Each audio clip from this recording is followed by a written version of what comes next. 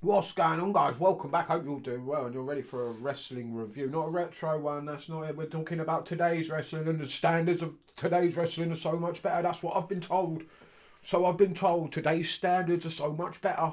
If you went back now and watched matches from before, they wouldn't be as good because if you judged it by today's standards. So we're looking at it today and looking at the standard of the professional wrestling. Let's get into it, shall we? Crown Jewel, WWE, they're out in Saudi. Another show. They're loving it out there. The crowd were pretty decent. I've got to give them that. They were on fire. They cheered when they were supposed to. They booed when they were supposed to. Yeah, they made some noise. They were a decent crowd to work in front of, probably. They kick off the show with the only thing that's been carrying this company for the last 2 years, and that's the Bloodline Saga. It's the OG Bloodline versus the new Bloodline. We've got Roman Reigns and his cousins now are all back together. We got Roman, we got Jimmy, we got Jay now. And you've got to say, Jay is the most over one of the group. And it looks to me like at some point in the near future, Roman will be handing that torch to Jey Uso. And he will be the tribal chief. He will be the leader. He will be the head of the table. He is the most popular and the most over one of the whole damn group. I must say I am impressed by Jacob Fatu, who wouldn't be. He stole the show in this match. He shone. He was the shining star. He was the one that got to shine the most, in my opinion, and they allowed that to happen. And it's obvious big things are meant for this guy, and I can see a great feud with Jey Uso and Jacob Fatu going at each other. I want to see that in the near future. Definitely, those two one-on-one in a story would be really, really good, in my opinion, if they can tell it right. It could be really good. This match was decent enough, and I felt the right team won. I really did. Solo Sikoa getting the win thanks to Jacob Fatu, who basically took out Roman for him and then set him up really. A couple of Samoan spikes. 1, 2, 3. Roman lays down for Solo. Of course, had to happen. You have to build up Solo a little bit more. You have to give him some wins to make him seem a little bit more legitimate heading into the War Games. And we're telling that story already. We're on the path there. Survivor Series ain't that far away. And it looks like we've already got the team set. It's going to be 4-on-4.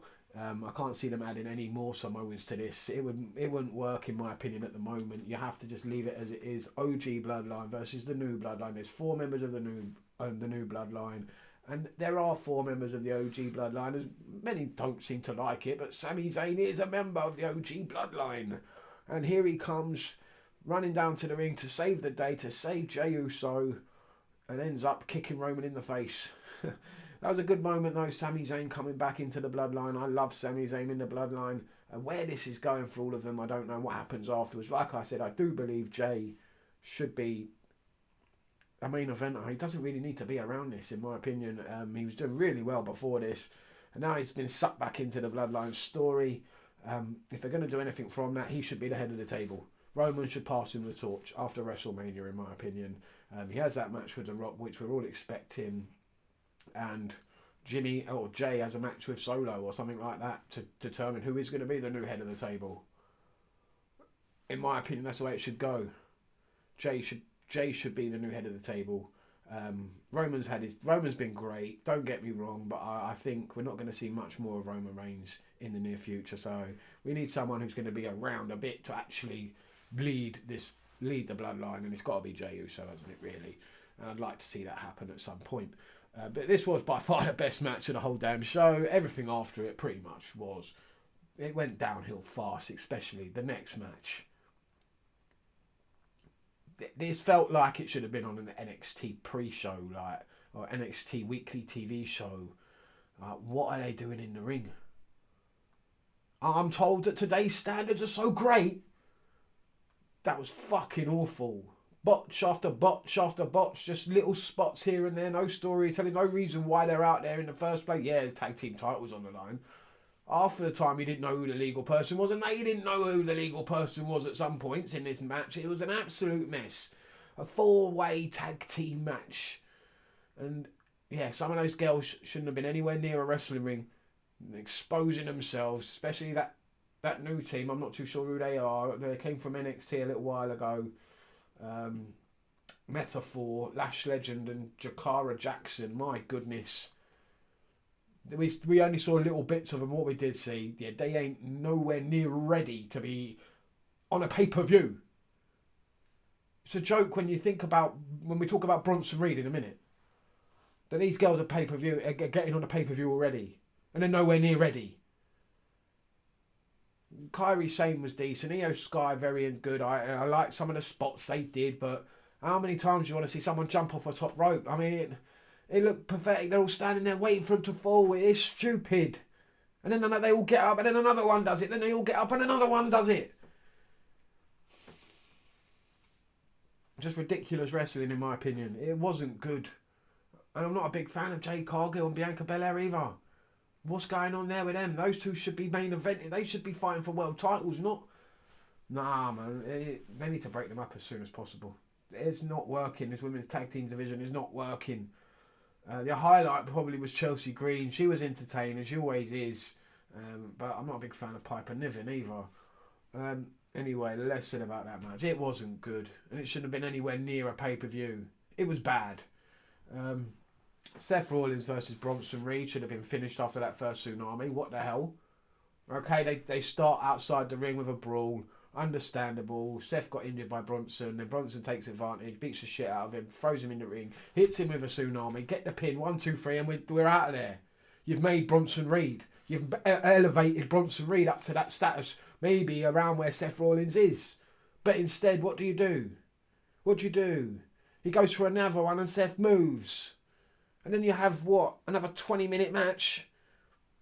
Like 12. 12-minute match. And, yeah, Seth wins. This is Bronson Reed's first pay-per-view match. First. Let's have that right. Let's talk about that first. How has that been allowed to happen? That this guy is a monster. That they were building up. He took out Seth Rollins. And of course, Seth comes back and beats him. Now what happens to Bronson Reed? Where does he go from here? If Seth had lost this match, it would have done nothing to Seth. Seth would have still been at that level. And he still is at the same level. That hasn't elevated Seth Rollins even more. This hasn't elevated Bronson Reed anymore. This has lowered Bronson Reed down now, back to where he started from before he took out Seth Rollins. So what was the whole point in the first place? Just to give Seth Rollins something to do.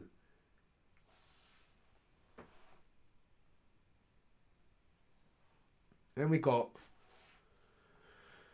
the first of the Saudi championships, and these are a joke. If I was one of the Saudi fans out there, I'd be a bit pissed off, to be honest with you, because you know they ain't going to be defending those titles anywhere else. They ain't taking those titles seriously. If this was a UK title, if they did this in the UK, they get booed out of the fucking building. Bring in a UK championship and you don't defend it anywhere else. It's just on for this show. It was so bad. The match itself was dreadful. How can you have someone the size of a Liv Morgan going up against someone the size of a Nia Jackson, try and make it 50-50? It was a joke. It was laughable.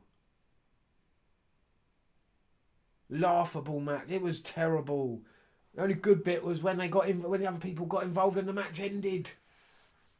But it was laughable that Liv Morgan still fucking won.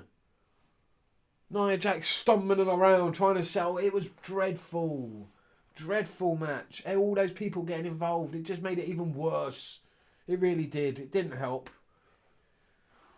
But it was better than what it was before that.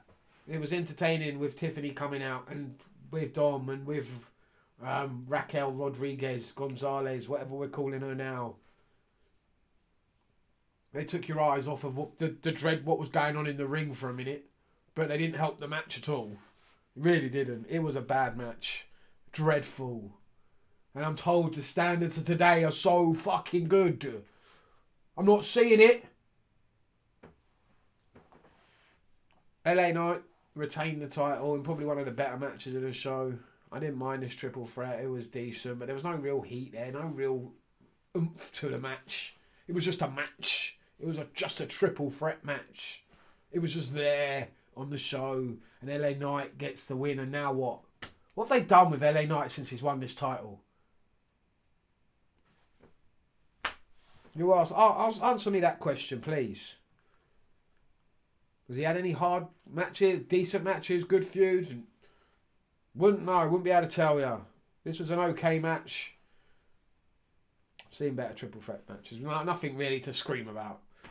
And then we get the main event, another one of these Saudi championships, and it's Cody Rhodes and it's Gunther, and this was a good match. They put on a good match. These two are easily the best in this company, rightful champions, and it must have been a toss-up who was going to win this one.